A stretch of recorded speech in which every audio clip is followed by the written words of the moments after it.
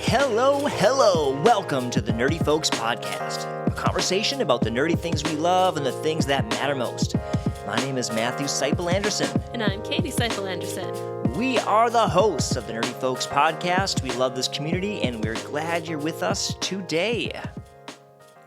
We're talking about Christmas. This magical season. And Christmas specials. And a little bit about the spirit of Christmas. It's just a Christmas episode. It's a Christmas episode. Katie, what makes Christmas magical to you? I'll tell you what it is for me. Cookies. I love cookies. I love sprinkly cookies, frosted cookies, chocolate chip cookies, cookie bars, oatmeal cookies, raisin cookies, ginger cookies with a little bit of sugar on top. They're so good. I do like baking cookies too. A match made in heaven.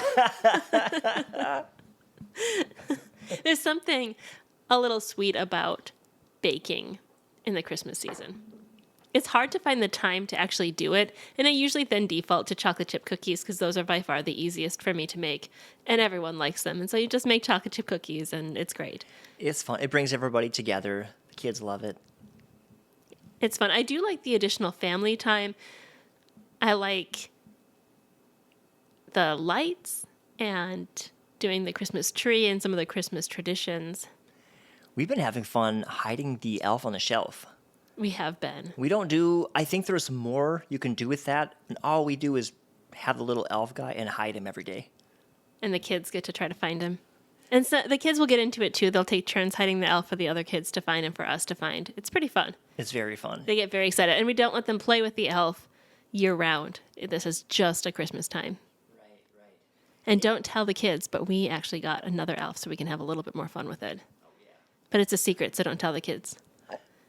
If you're listening and you're thinking about what your favorite things are about Christmas, put them in the comments and hit that subscribe button right now, or like, or do whatever your app that you're listening to this allows you to do. We'd love to know some of your favorite Christmas traditions.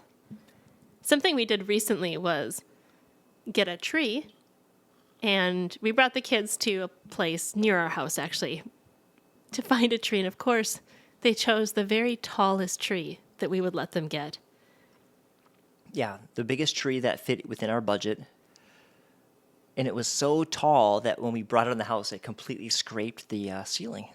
And it's a little misfit, actually. It's an ugly tree. It is kind of a misfit tree, but it was tall, and that's what they wanted.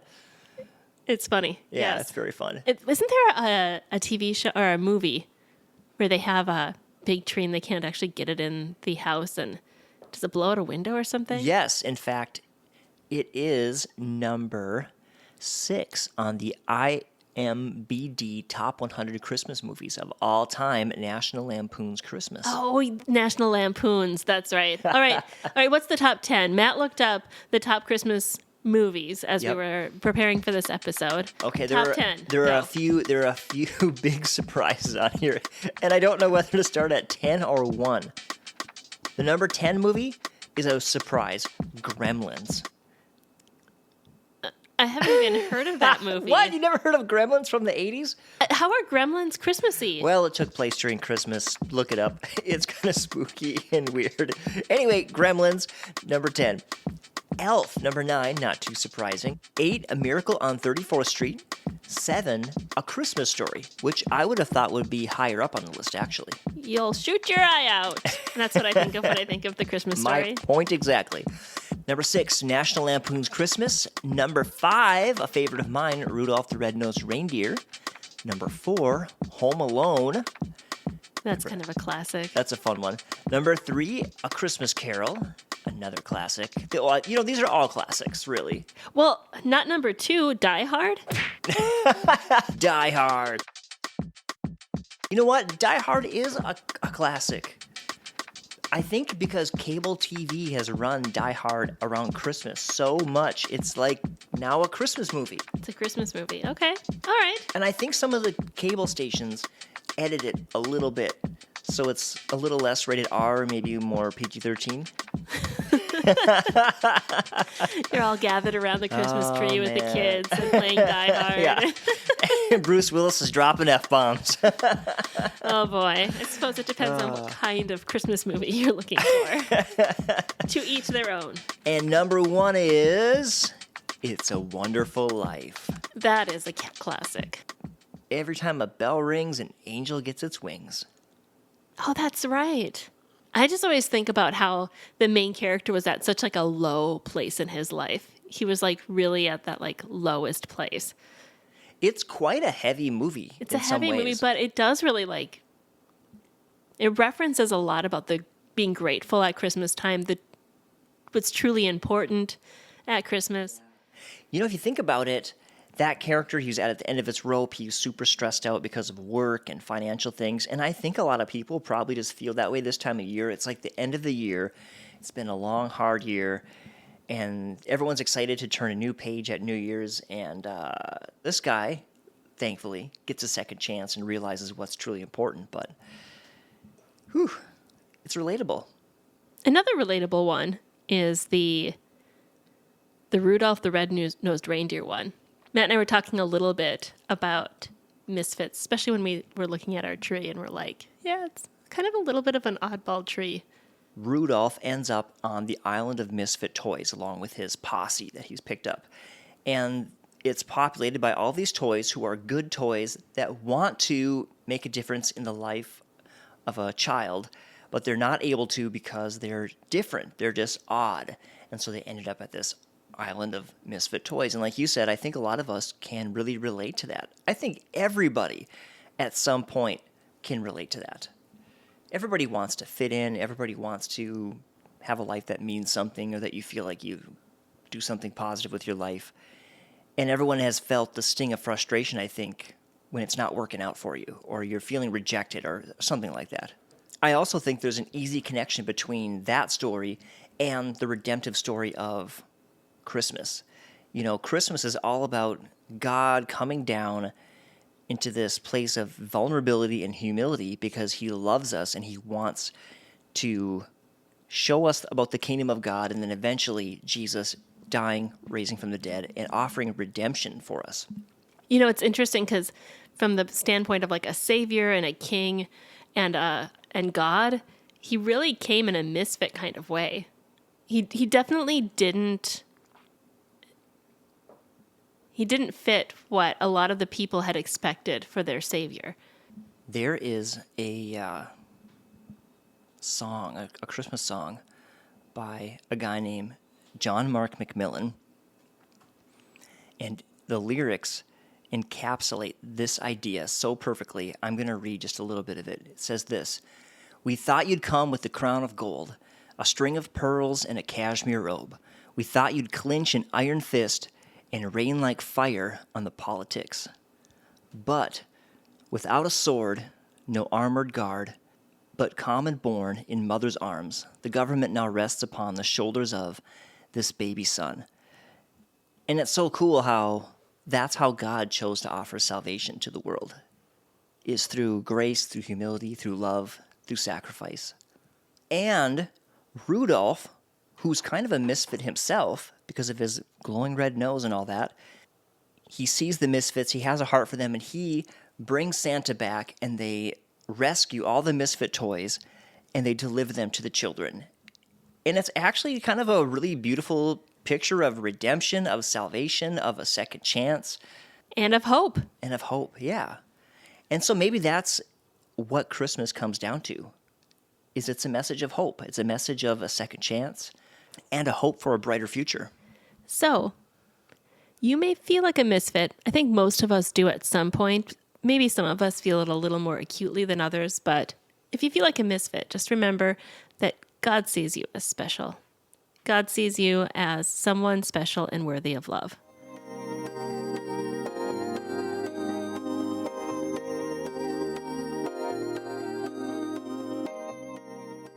Well, speaking of misfits and specials, there are a couple Christmas specials that might qualify as misfits. Particularly the Guardians of the Galaxy Christmas special, because literally it's about a band of misfit characters. and how they've sort of formed a family with one another. We do actually have an episode on that from last year in December. So you can check out episode 139 if you want to know our thoughts on Guardians of the Galaxy Christmas special. And the Star Wars Christmas special is a bit of a misfit among the Star Wars canon. So we watched a little informational thing because we actually weren't able to bring it up to be able to watch the Star Wars Christmas special. But seems like pretty much no one's proud of that one. Yeah, like George Lucas has straight up disowned it. The characters are all embarrassed by it. They even said that it's so bad that it's not so bad it's good. It's just so bad it's really bad.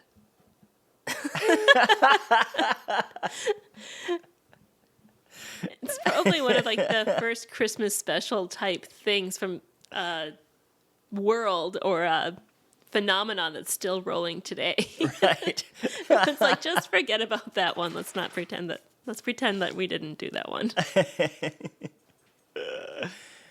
But you know, the thing about misfits and odd characters is often when you get to know them, there are things about them that you didn't expect. A lot of people are kind of diamonds in the rough. And I was thinking about a character that we might have taken for granted all these years and not really appreciated how amazingly powerful they are. Santa Claus. He strikes me as more like a wizard, a mythical wizard than anything else. Yes. Although he has a little bit of the time-space thing going on, so he definitely fits into our time ideas that we've been talking about. So when Katie came up with this idea of Santa's actually a wizard, I started brainstorming what Santa's powers are. And we came up with a list of 10 powers that Santa has. And if you can think of more, drop them in the comments, because we'd love to hear more about this mythical character that is Santa Claus. Although he is based on a real dude, St. Nicholas. True that. True that. Although I don't think St. Nicholas had the ability to go down chimneys. Or a magic suit that kept him from getting dirty when he did go down the Okay, chimneys. so I have a theory on both of those things. Okay. Maybe Santa Claus is actually a little bit like Ant-Man, where he can like get really small and tiny and then go through the chimney and then blow back up to normal size. Because how could he get like all the presents and himself? So that would be a way that in our mythical world of Santa Claus, he could make that happen. That's a brilliant theory. Santa has a magical, naughty, and nice list, which is, you know, like a magical item, like a wizard would have. Or AI. Or AI, maybe it's an AI-driven magical wish list. He has a magical flying sleigh pulled by magical reindeer. That one I don't have, except for just magical powers. I don't have like Yeah. a space-time thing, unless it's like wormholes and they're like through the different wormholes or something. It could be. Well, speaking of that, he has the ability to move differently in time, because how else are you going to get around to all the houses in the world unless you can do some crazy things with time? And his bag that holds all the presents and things. I mean, that must be a little like time-space thing, kind of like the TARDIS, bigger on the inside. Or maybe the items are a little like Ant-Man 2, where they can become really small and blow back up again. He also must have super strength because he has to fly at all kinds of extreme weather and at extremely fast speeds. He must have an extremely long life because he's been at this a long time. And finally, an army of magical elves to make all the toys. Well, don't forget about the milk and cookies. No normal person can eat and drink that much. That's right. That's the last one. Nope. I have to also say, when it comes to, maybe it's not like the magical part or whatever, the supernatural ideas of Santa, but the hat is pretty wizardly. Oh, yeah. He's got the look. hat and the robe. He's like a wizard that's been hiding in plain sight all this time. And he's in a lot of the Christmas stories. Man, did you know that there is a cameo of Father Christmas in the Chronicles of Narnia? As Santa Claus? Yeah. Well, they call him Father Christmas, but he comes in a sleigh. Ah, it's the wizard. Yeah, fits a little exactly. better in Narnia. Exactly. Well, y'all, we would love you to drop in the comments your Christmas traditions, your theories about Santa Claus, and any kind of Christmas greeting you want to give us. We'd love to hear from you. I hope you have a great Christmas. We are going to take a break over the holiday season and be back with a new series of episodes for you probably in January or February. Until then, love you. Take care. God bless. Bye-bye.